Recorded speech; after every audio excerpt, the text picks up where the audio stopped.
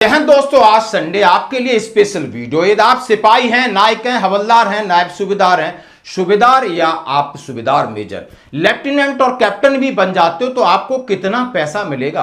8वें वेतन आयोग का समय है, क्योंकि ये है, आप समझ सकते हो, मई 2026 और 8वां वेतन आयोग 1 जनवरी 2026 से प्रभावी है।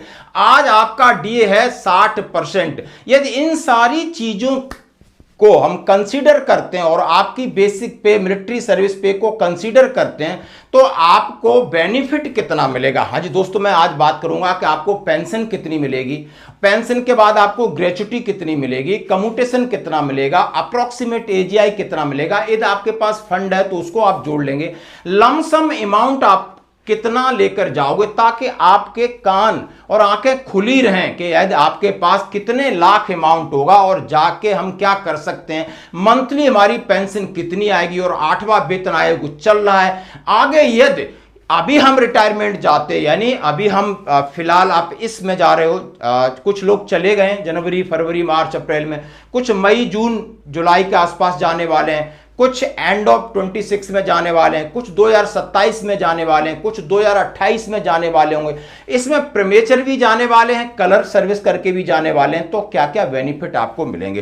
तो दोस्तों, ये वीडियो आपके लिए आज संडे बना है कि पेंशन बेनिफिट 8 सीपीसी। अब 8वें वेतन आयोग का इंप्लीमेंट होते होते 2029 हो जाए, लेकिन आप उसका इंतजार तो नहीं कर सकते। लेकिन आज आपकी जेब में कितना पैसा होगा, आपके अकाउंट में कितना पैसा होगा, यदि ये पैसा है तो आप आगे अपनी प्लानिंग कर सकते हो। लगभग किस तरीके से ये पैसा निकलता है हम वो भी बात करेंगे। और ये वीडियो आपने आराम से देखना, जैसे हमने आपके सामने रखा है, रैंक रखे, सिपाही है, नायक, हवलदार, नायब सूबेदार, सूबेदार, सूबेदार मेजर, लेफ्टिनेंट और कैप्टन, हम सब लोग इसी में आते हैं। फिर हमने रखा है कि आपकी बेसिक पे और मिलिट्री सर्विस पे कितनी होगी, ये सेकंड रो में जो लाल से लिखा है। फिर आपका डीए 60% है, ये लिख दिया है। सर्विस इन ईयर, यानी सिपाही की 17, नायक की 22, हवलदार की 24, नायब सूबेदार की 26, सूबेदार की 28, एसएम की 32, लेफ्टिनेंट की भी 32 और 34 सर्विस है। तो आपकी फिर पेंशन कितनी बनेगी दोस्तों, ग्रेच्युटी कितनी बनेगी, आपका कम्यूटेशन कितना बनेगा, लीव इन केस कितना बनेगा। अब एजीआई अप्रोक्सीमेट हम बता देंगे कितना मिलेगा, 50,000 का फर्क होगा। टोटल आपको रेड से लिखा है कितना अमाउंट मिलेगा। उसके बाद फंड आपका हो सकता है, फंड आपका जितना होगा वो आप ऐड कर लीजिए, फिर आसानी से आप अपना पेंशन का प्लान कर सकते हो। क्योंकि हर कोई हमसे बार बार पूछता, साहब मैं जा रहा हूं, मेरी इतनी सर्विस है, मुझे कितना पैसा मिलेगा।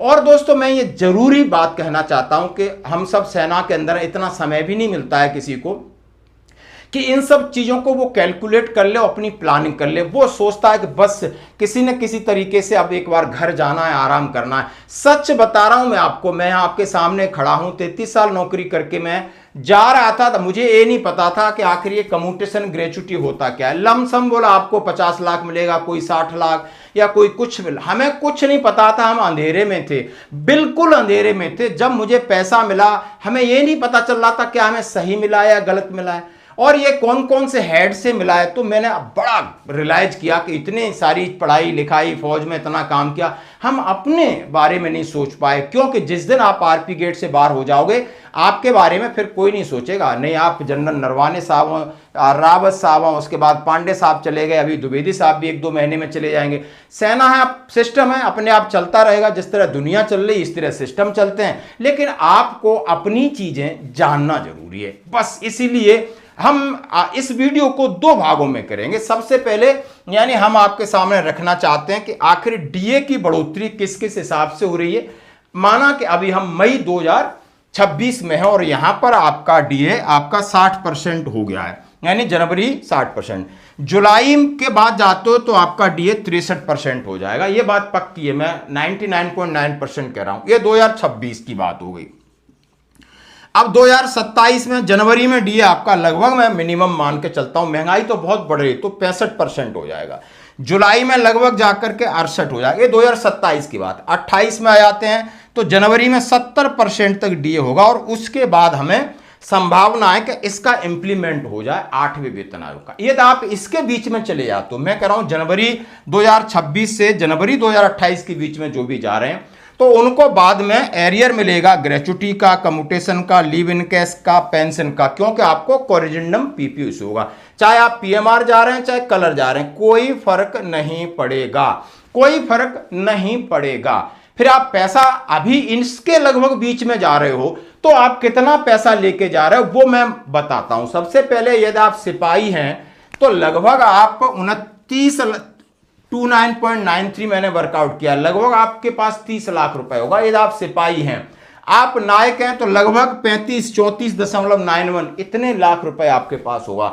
यदि आप हवलदार हैं तो 37.71 यानी 38-39 लाख आपके पास होगा। उसके बाद आप नायब सूबेदार हैं तो 43 से 45 लाख आपके पास होगा। सूबेदार हैं तो लगभग 50 लाख आपके पास होगा, जिसमें फंड शामिल नहीं है। यदि आप सूबेदार मेजर हैं तो 55 लाख के आसपास होगा। लेफ्टिनेंट और कैप्टन है तो आपको 62 यानी 63 और 68 के आसपास आपके पास पैसा होगा।